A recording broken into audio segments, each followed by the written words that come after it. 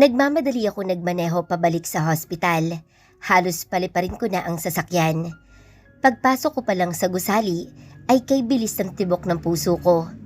Paglabas ko pa lang ng elevator ay tinakbo ko na ang kwarto ni Angela. Nang buksan ko iyon ay tumambad sa akin ang dalawang nurse at doktor na naroroon. Tinitingnan nila si Angela kaya natatakloban nila ang asawa ko.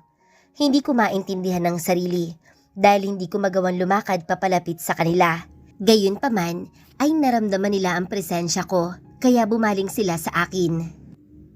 Mr. Rafael, tawag sa akin ng doktor na naroroon. Bahagya siyang pumaling sa akin at doon ko nasulyapan si Angela. Nakahiga siya patagilid habang kinakausap ng mga nurse. Dinig ko ang mabilis na tibok ng puso ko habang humahakbang papalapit sa kanya. Kay tagal kong ipinagdasal ang araw na ito. Ngunit ngayong nangyari na ay hindi ko alam kung ano ang mararamdaman ko. Narito ang takot, kaba at tuwa. Rafael, anak, gising na siya. Bulalas ni nanay, pero hindi ko siya masyadong naunawaan. Ang mga mata at atensyon ko ay nakatuon lang sa asawa ko. Nakasuporta sa kanya ang mga nurse na naroroon. Totoo nga, she's awake. Halos maiyak ako pagkakita sa kanyang nakabukas na ang mga mata. Nginitian ko agad siya. Ngiti na agad ding nabura nang hindi siya gumanti ng ngiti sa akin. Parang may mali. I gazed warmly at her, but I noticed her eyes were lifeless. She's staring blankly at me and looked totally disoriented. Wala ang dating kislap na yon. Batid kong wala sa focus ang kanyang mga mata na para bang hindi niya kami nakikita. Nakatitig lang siya sa kawalan. Angela, tawag ko sa kanya pero wala siyang reaksyon. It was a thought she was unaware of what was going on around her. Hindi ba niya ako naririnig? Noon ako nagsimulang kabahan. Binalingan ko ang doktor na naroroon. Doc, what is happening? Tanong ko. I need to assess her. She may have opened her eyes, but it doesn't mean that she fully conscious. Paliwanag niya. Hindi ako mapakali habang pinagmamasdan silang kausap si Angela. Pinanood ko habang kinakausap siya ng mga doktor at nurses. Bakit ganoon? Wala siya sa sarili at walang tugon sa mga ginagawa ng doktor. Ramdam ko din ang tensyon na nagsisimulang mabuo sa loob ng kwarto. Kinakabahang nakatingin din sa akin si nanay. Pinagmasdan ko si Angela. Ilang minuto na mula nang magising siya. Natatakot ako sa nakikitang kawalan niya ng tugon sa mga sinasabi ng doktor. Matapos ang ilang minuto ay nilapitan ako ng doktor. Mr. Rafael, based on my assessment, she is not responding to stimuli. She is not communicating and has no motor response. We will conduct another brain scan to evaluate her. It happens especially to the people who have had a brain injury. We'll just have to wait and see if she returns to normal. Sinulyapan ko si Angela na blankong nakatingin sa amin. Will she return to normal? Tanong ko pa rin. Sympathetic na minisdan niya ako. Mr. Rafael, I cannot guarantee that she'll go back to normal. May mga pasyente naman na bumabalik agad sa normal pagkatapos ng ilang araw. Some are unaffected and recover fast. But I'll be honest with you, iyong iba ay hindi na bumabalik sa dati. Nalumo ako sa narinig. Itinuon ko na lamang ang atensyon kay Angela. Humakbang ako papalapit sa kanya. Ngunit tila, wala siya sa wisyo. Napuno ng takot at lungkot. Masaya akong nagising na siya, but I didn't think that she will be like this when she wakes up. Hindi ako makakilos at makapagsalita habang pinoproseso ko ang sitwasyon. Hindi nakatakas sa akin ang nag-aalalang mga tingin sa akin ni nanay at tatay. Bumuntong hininga ako. Alright, tatanggapin ko. Handa na lang akong magsimulang muli. Aalagaan ko siya at gagawin ang lahat hanggang sa bumulik siya sa dati. I tell her our story every day, kahit pa hindi siya tumugon. Emosyonal na nalapitan ni nanay si Angela at hinaplos-haplos ang buhok. Ngunit maging ang ina ay tila hindi niya nakikita, ni hindi niya kami tinitingnan. Lumapit ako sa kanya at sinubukan siyang kausapin, ngunit walang epekto iyon hanggang sa nagsimula na ulit umiyak si nanay, pero walang pakialam si Angela. She just lay there staring at nothing, and it shattered my heart into 1,000 pieces. I tried to maintain my composure despite the fact that numerous questions and anxieties were racing through my mind. Paano kung hindi na bumalik si Angela sa dati? Nakahiga pa rin siya at napansin kong namimigat na muli ang talukap ng kanyang mga mata hanggang sa makatulog na muli siya, ni hindi man lang niya kami kinakausap. It's a side effect of the medication we gave her, paliwanag ng doktor sa amin. Her condition must still be monitored. May mga ilan pang ibinili ng doktor kasama sa mga test na gagawin kay Angela bago tuluyang magpaalam. Naiwan ako nakaupo sa tabi ni Angela at nanlulumo. Biglang bumukas ang pintuan ng kwarto at namataan ko si Mami at Krista na humahagos. Totoo bang nagkamalay na siya? Kumusta na siya? Tanong ni Mami. Baka sa kanila ang pagmamadali at pagkalito nang makitang natutulog na muli si Angela. Yes, ma'am. She woke up, but her results are not good according to the doctor. She can't seem to function normally. Paliwanag ko. Napaawang ang bibig ni Mami, pero wala siyang naapuhap na salita. Maging si Krista ay hindi makaimik. Nanghihinang naupo sila sa tabi ko. Don't worry, son. I am sure she can recover. Pagpapalakas ng loob niya sa akin. Oo nga, kuya. Sigurado akong gagaling din agad si Ate Angela. Sang-ayon ni Krista. Mapait akong ngumiti sa kanila. Napapagod nang napahilot ako sa ulo. Mababaliw na yata ako. Kung anong saya ko kanina ay agad ding nawala. Anak, alam ko matatag ka. Napakadami mo ng pinagdaanan, pero naging malakas ka sa lahat ng iyon. Pero kailangan mong manatiling matatag. Madami pa kayong pagdadaanan ni Angela, ngayon nagkamalay na siya. Sa lahat ng iyon, nandito kaming pamilya ninyo. Hinding-hindi namin kayo iiwan. Si Mami iyon na nagpapaalala sa akin. Ngumiti din sa akin si nanay at tatay. Tumango ako. Totoong dahil sa suporta nila, kaya nakakayanan ko ang sitwasyon namin. Kung ako lang siguro, matagal na akong sumuko. Hindi na muna umalis si Mami at nagpatuloy lang sila sa pakikipagkwentuhan ni nanay. Sa mga nakalipas na araw, ay naging malapit na rin sila sa isa't isa. Lalo pa at sila madalas ang nandito. Ako ay nakabantay kay Angela kung kailan sila muling magising. Ilang oras na ang lumipas, buhat nang matulog siya. May takot pa rin ako na baka matagal na naman siya bago magmulat. Angela, please, magpagaling ka na. I love you. Nakikiusap ako sa'yo. Bulong ko sa kanya. Lumalim na ulit ang gabi, ngunit tulog pa rin siya, kaya nagsimula na ako mag-alala. Nilingon ko si nanay at mami na nag-uusap pa rin sa sofa. Akmang tatawagin ko sila nang marinig ko si Angela na umungol. Kaninang magising siya ay hindi siya ganito, kaya mabilis ko siyang dinaluhan. Pinagmasdan ko ng unti-unting magmulat ang mga mata niya.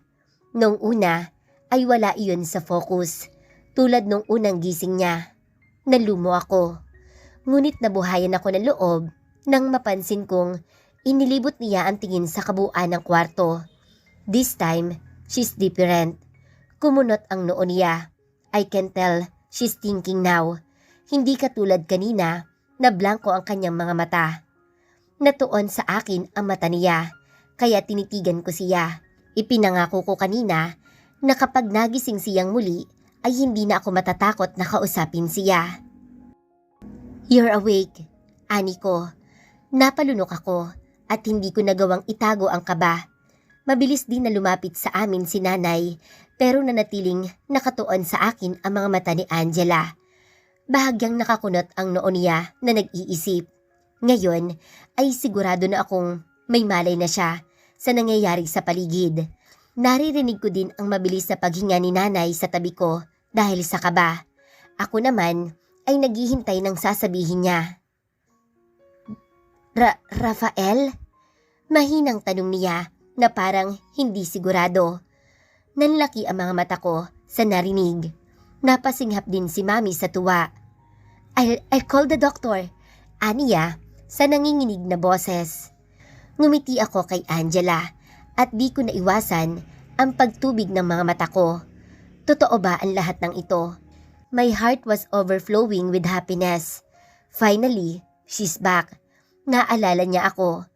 Tila nawala lahat ng bigat ng dala ko. Inabot ko ang kamay niya at dinala sa aking labi. At mariing hinagkan iyon. Sinulyapan ko si nanay at tatay na noon ay mahigpit na nakayakap sa isa't isa at umiiyak sa tuwa. How are you, my wife? I'm glad you remember my name. Bulong ko sa asawa ko. Sigaw ko sa matinding takot. Tumatakbo lang ako, ngunit bigla na lang akong nahulog sa kung saan. Kaya naman ay kay bilis ng tibok ng aking puso. Mariin ako napapikit, ngunit kakatwang hindi naman ako nasaktan sa pagkahulog. Hindi ko alam kung nasan ako, pero sa di kalayuan ay nakakarinig ako ng mga boses na kinakausap ako. Napapagod na ako kakahabol sa mga boses na iyon. Ngunit ayaw kong sumuko. Malapit na sila sa akin. Nararamdaman kong nasa malapit lang sila. May narinig pa akong boses ng lalaki na kumakausap sa akin. His voice is blending with me. And his voice reminds me of someone I know. Kilala ko siya. Kung kailan naman nakilala ko na siya, ay biglang nawala ang boses. No, saan ka pupunta? Hintayin mo ako. Huwag mo akong iiwan. Bumalik ka. Tumakbo ako at sinundan ng boses, pero hindi ko na siya marinig. Naglakad ako nang naglakad hanggang sa may nakita akong liwanag. Tumakbo ako papalapit doon, ngunit nakakagulat ang bigla kong napuntahan. Sobrang liwanag, lahat ay kulay puti. Mabilis kong ipinikit ang mga mata dahil sa nakakasilaw na liwanag na biglang bumungad sa akin.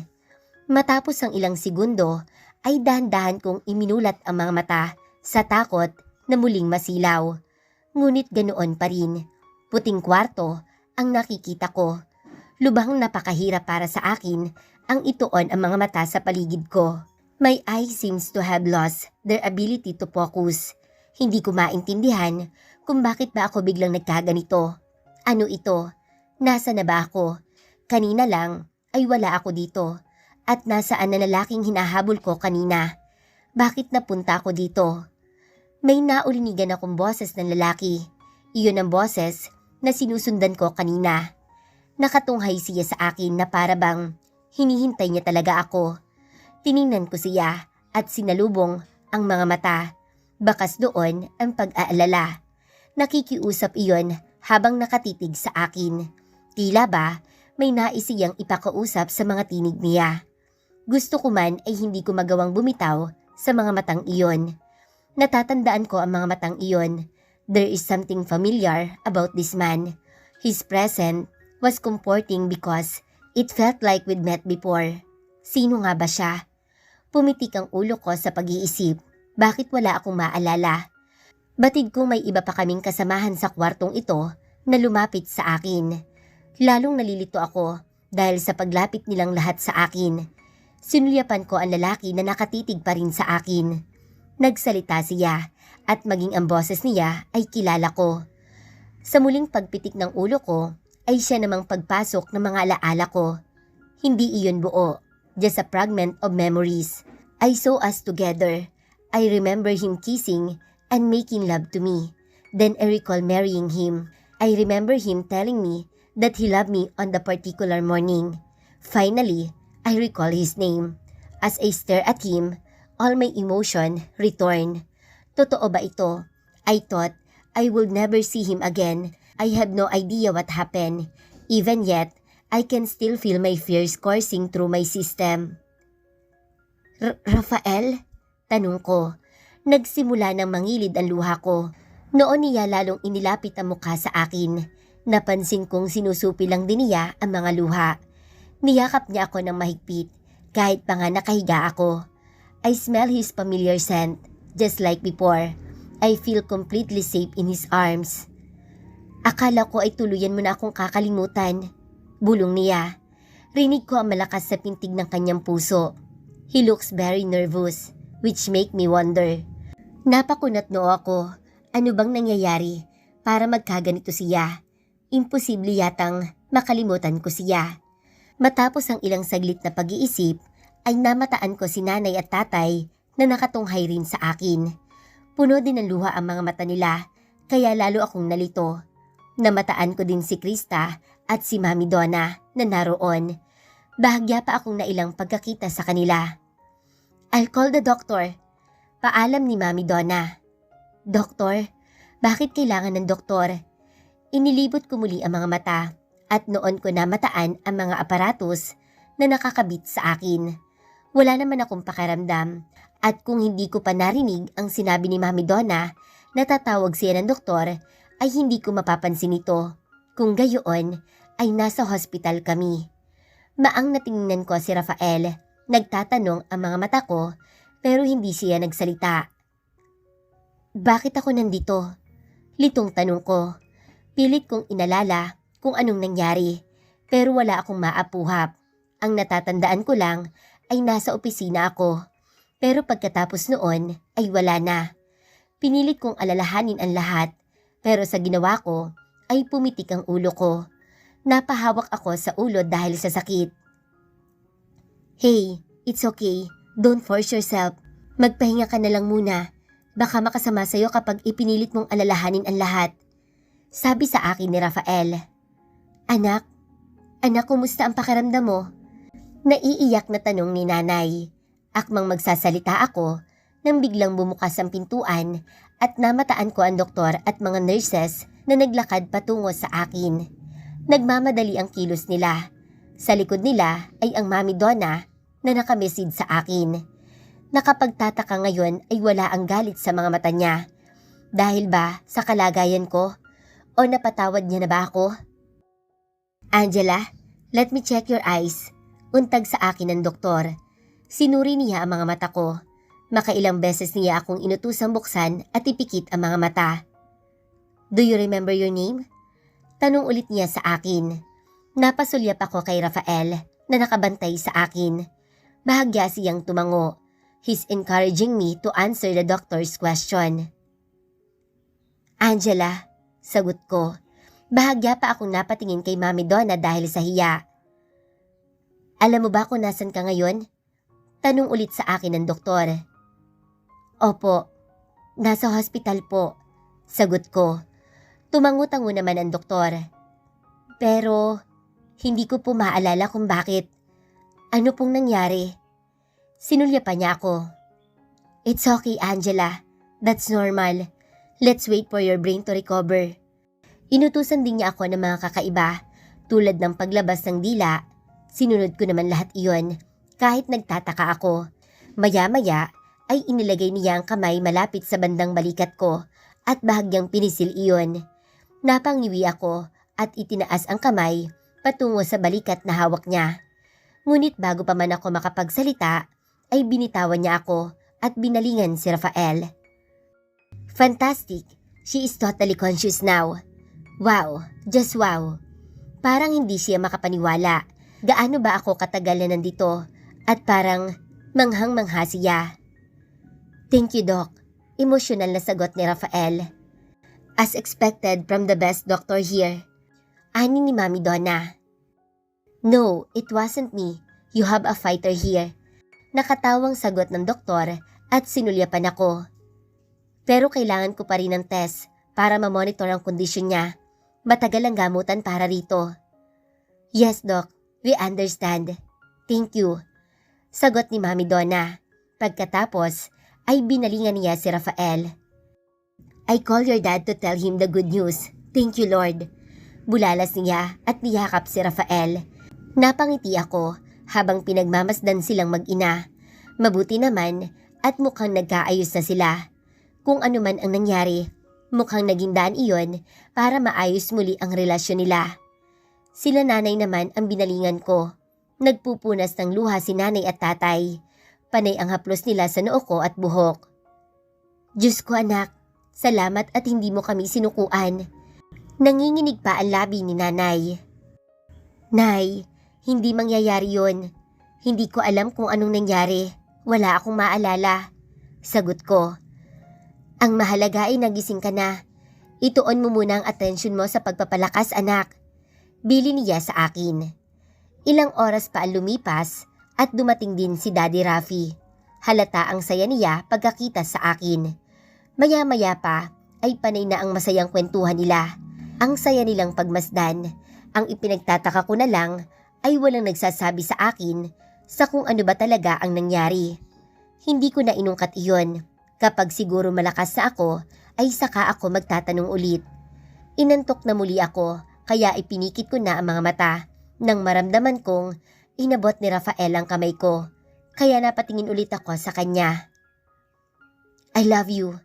Anas niya habang nakatitig sa akin. Tipid akong ngumiti sa kanya. Tulad pa rin ng dati ay bumilis ang tibok ng puso ko. I love you. Bulong ko din. Napatawad na ba kami ng pamilya niya? Babalik na ba kami sa dati? Noon naman sakton binalingan kami ni Daddy Rafi. Hey son, I know you want to talk to her, but give her a chance to rest. Saway nito. Napangiti ako sa narinig. Napailing si Rafael. Okay, you should rest and regain your strength. Nakangiting sabi niya.